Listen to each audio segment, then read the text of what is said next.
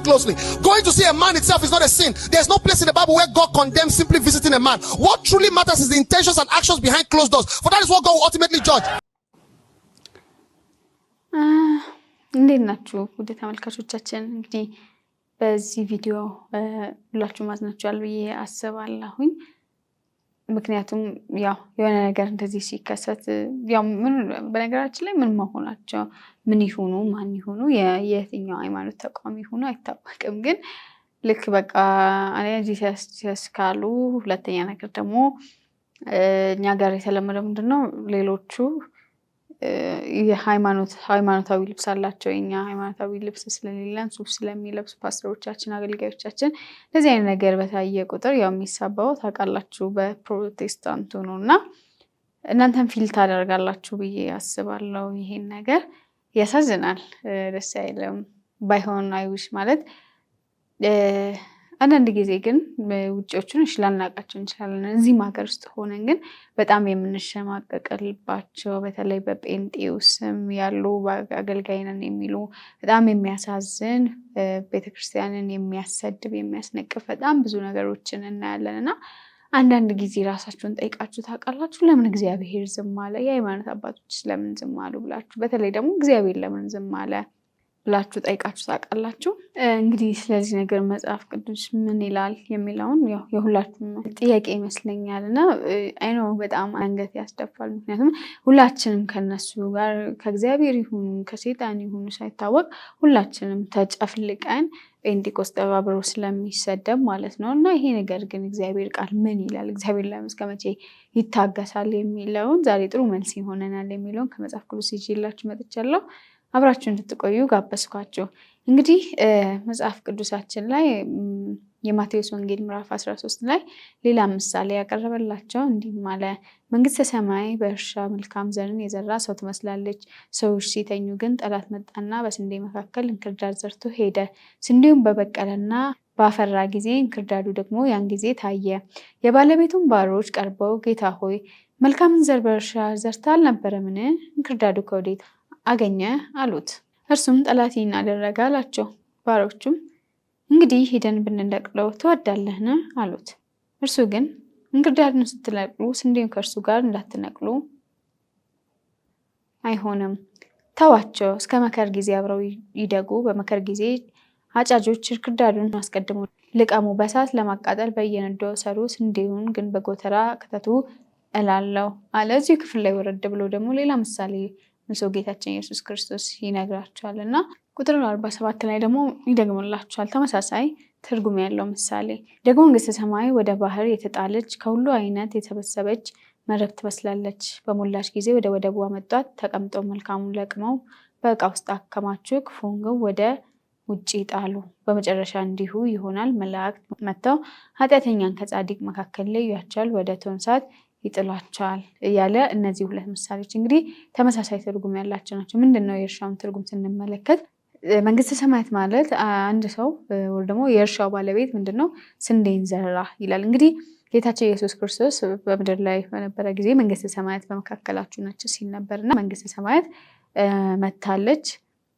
ደግሞ አሁንም ደግሞ በእኛ ዘመን በኢየሱስ ክርስቶስ ይሄንን የመንግስተ ሰማይ ዘር ዘርቶ ነው የሄደው። ስለዚህ ወደፊት ደግሞ በሙላት ይገለጣል ማለት ነውና ይሄንን ሲያመለክት ጌታ መጥቶ የእርሻው ባለቤት ዘርን ዘራ ይላል። ዘር ከተዘራ በኋላ እንግዲህ መብቀሉ አይቀርም።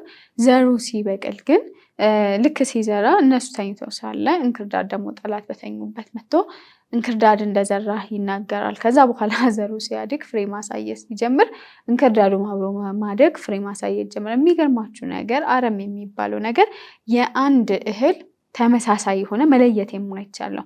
በጣም የሚገርማችሁ ነገር እነዚህ እንክርዳድና ስንዴ እንደተዘሩ ብታቸው አትለያቸው።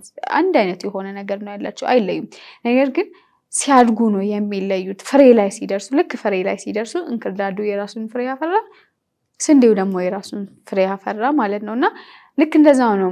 ልክ በቤተ ክርስቲያን ውስጥ ጌታችን ኢየሱስ ክርስቶስ ይሄንን መልካም የሆነውን የመንግስተ ሰማይን ዘርን ዘርቷል። ጠላት ደግሞ ለሰይጣን ደግሞ ልክ እንደዚሁ ደግሞ ምንድነው ያጋንንትን መንግስት ብሏል።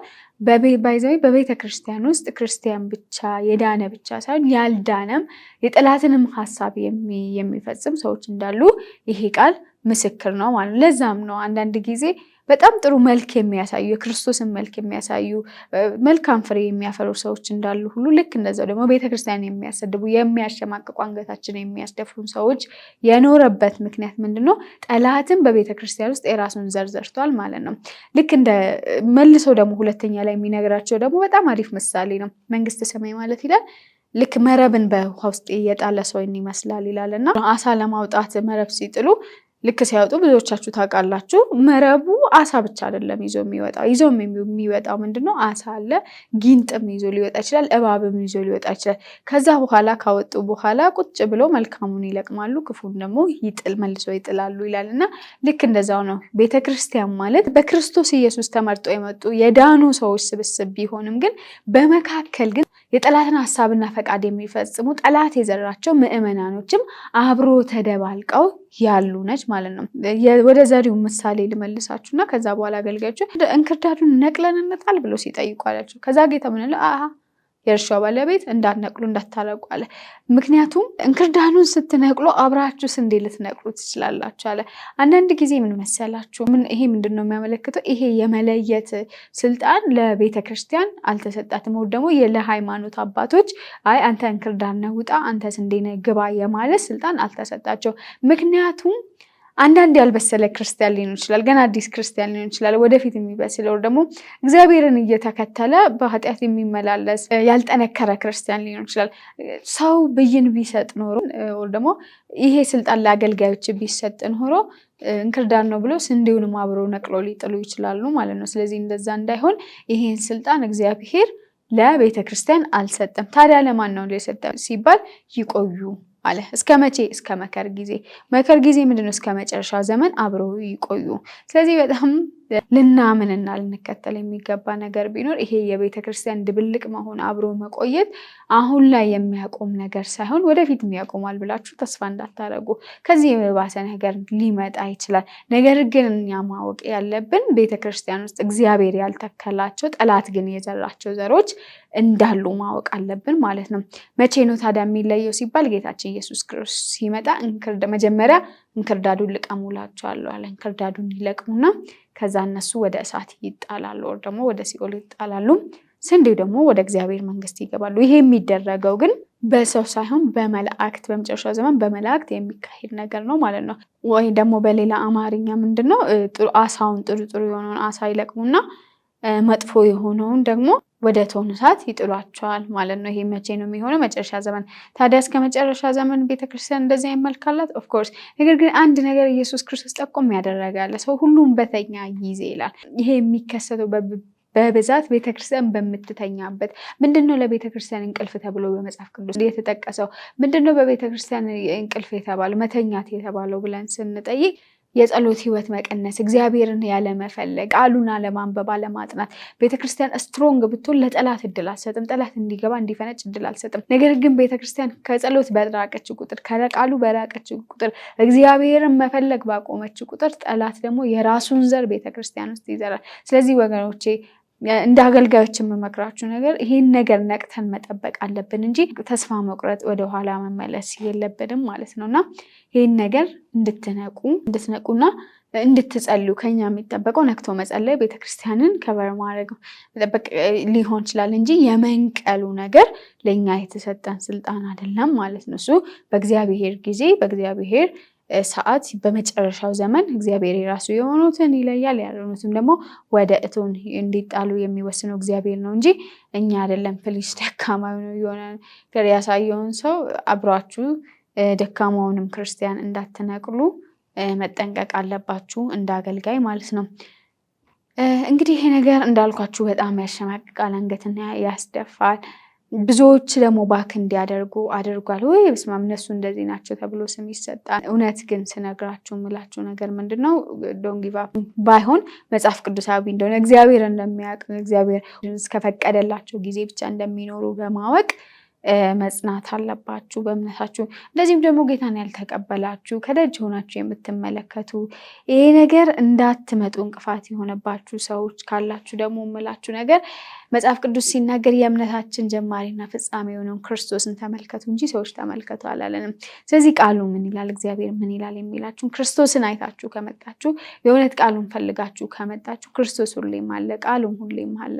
አትረበሹ፣ ወደኋላ አትመለሱም እና ክርስቶስና ቃሉን ፈልጋችሁ ነው። ያለበለዚያ ግን ብዙ ነገር ወደኋላ እንድትመለሱ ያደርጓችኋል እና ከክርስቶስ ጋር ሆናችሁ ቃሉን እውነቱን ፈልጋችሁ እንድትመጡ ኢንካሬጅ አደርጋችኋለሁ። እግዚአብሔር ቃል ያው ነው፣ መጥፎም እንዳለ እውነተኛውም አለ። እውነት እግዚአብሔርን የሚፈሩ አሉ። በዚህ አትረበሹ። ባይሆን ለቤተክርስቲያን በጸሎት እንዳንተኛ፣ ጠላት ከዚህ በላይ ዘን እንዳይዘራ ግን በጸሎታችን ሁሌ መትጋት አለብን።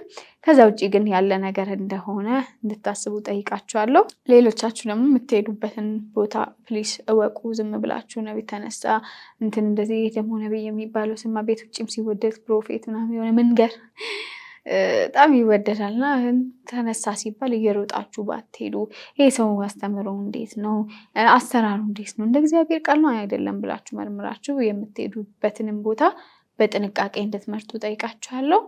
ሌሎቻችሁ ደግሞ እንቅፋት እንዳይሆኑባችሁ በእግዚአብሔር ቃል ላይ ተደገፉ፣ እነሱን ሳይሆን ክርስቶስን ተመልከቱ እላችኋለሁ።